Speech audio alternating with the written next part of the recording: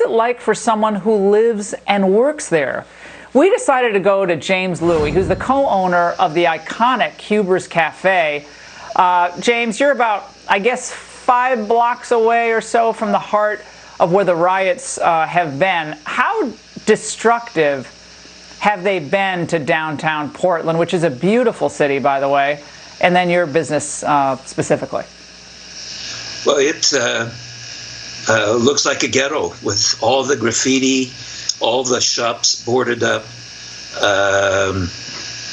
It is not the city that I have come to know and love. I've lived here all my life, and it's just kind of tragic that it's been kind of torn up and destroyed the way it has been.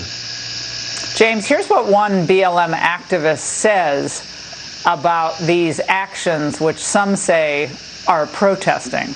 Watch. If they just leave the folks alone and allow them to protest, there will be no violence, right? There's no reason for the police to engage with the individuals doing the protest. Just leave them alone and allow them to let their voices be raised. James, this is your home. Would you be comfortable if law enforcement basically just let the rioters have their space and time and sidewalks and buildings, whatever they wanted? Well, I think mainstream Americans who live here in Portland, they would like the police to be a little bit more assertive. People who live in downtown Portland, they are frustrated by the constant noise at night and the tear gas. It's not a pretty sight. Well, James, I'm gonna say to you, and I know like a lot of business owners are afraid. I get it. It is scary. But there's strength in numbers, and you have a lot of friends who also own businesses in the area. You all have to stand up, and you all have to form common cause against this lawlessness. This is not political. This is about safety and security and the right to earn a living. And you worked hard for your business. You work hard every day. All your employees, everyone else, you need to have your space. So I hope you all can stand up and demand accountability for these politicians who won't get it done. And I hope you end up thriving after this, because this cannot go on, James. Absolutely. Thank you very much, Laura. All right, James, you take care. We'll follow up. And wanting to feel and be safe, it's not a ridiculous demand. And it shouldn't be political, any of it.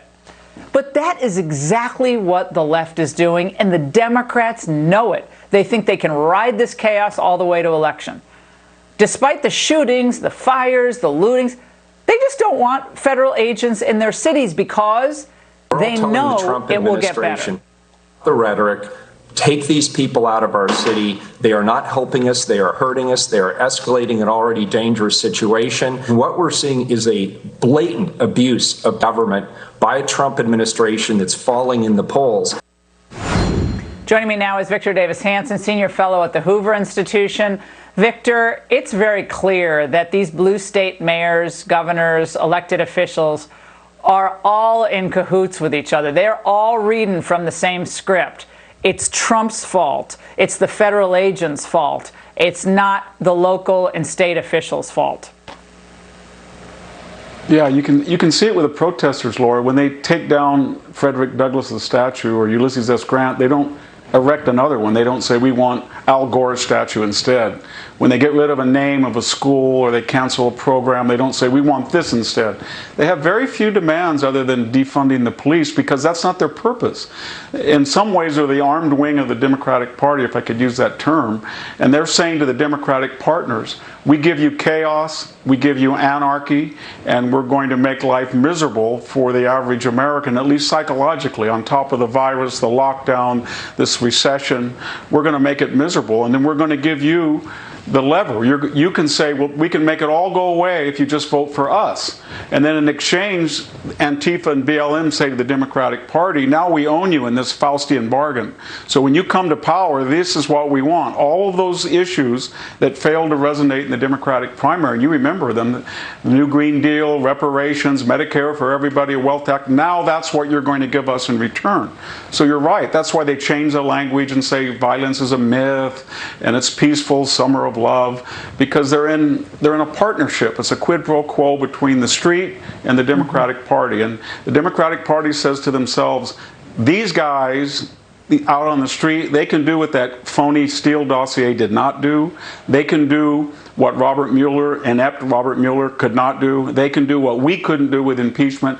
They can get rid of Donald Trump. And that's the bargain that they've entered with these guys. Victor, do you think this may be a turning point for Trump and the Trump campaign? I'm getting a sense, I don't know if it's accurate, but it's a sense that this has now gotten to the point where people outside of these 5-block radius are getting worried.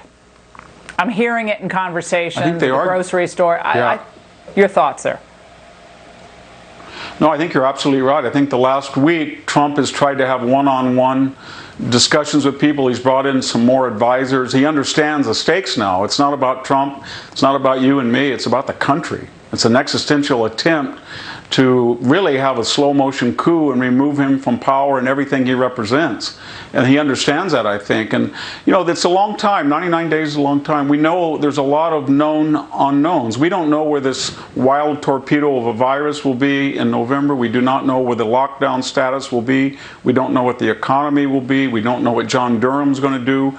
We don't know what Joe Biden's going to do if he has to come out and actually go onto the campaign trail. We don't know the significance or the ramifications of his vice presidential pick. All of those are unknown right now, but we know they're coming. And so things can radically change. I can remember when, you know, Mike Dukakis was cruising into September with about a 10-point lead, and all of a sudden, wham, wham, wham, he didn't do very well in his campaigns. There was these ads, and the next thing you knew, he was not the competent miracle worker from Massachusetts. He was inept. So we had a long way to go, and I don't think the Democrats have got on back of a tiger, and they think they can ride it for their benefit. I'm not sure they can. These people are capable of anything at any time, anywhere. And the only thing, imagine if they have the Justice Department to terrorize people. Now they have people at a bridge stopping cars, and they're throwing, you know, Roman candles, shooting them at federal officials. But imagine when they have the full force of the Justice Department to harass every American who doesn't go along with their nonsense. That's what people have to start thinking about. Victor, it's always great to see you. Thank you so much tonight. And as violence continues